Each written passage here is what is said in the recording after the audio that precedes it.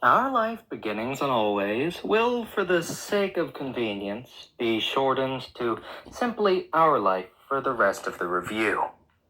Our Life is a visual novel made by GB Patch Games. The game can be downloaded from both itch.io and Steam. It is free to play and has a free DLC that gives the user access to a large number of voice names for Cove Holden, the main character's neighbor, to say for the main character. These names are names that were requested by Patreon supporters during the development of the game. As the game is with no DLC, there is a single voice name for Cove to say, that being Jamie.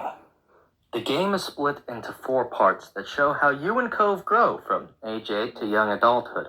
Along the way, you can choose how you want your character to look, and you can also choose the main character's first and last name. You can also choose the gender and pronouns you identify as. All of these things can be changed throughout the game other than the last name. There are many different options to choose to interact with Cove, many different routes you can take. There are many varying levels to your relationship with Cove that are available. There's Indifference, the option that lets you go through the game with a relationship with Cove of nothing more than a neighbor, interacting with him when necessary, but not much other than that. There's also Fond, the option that lets you go through the game as a good friend to Cove, interacting with him in many moments and having a good time overall. And finally, there is the Crush option. The Crush option is pretty clear on paper, however, it provides the ups and downs you would often find while having a crush on somebody in real life. It evokes many emotions for those who have formed an emotional connection with Cove. The game in general has a stunning soundtrack with many songs that fit the scenes. It adds depth to the playthrough, but I'll get back to that later.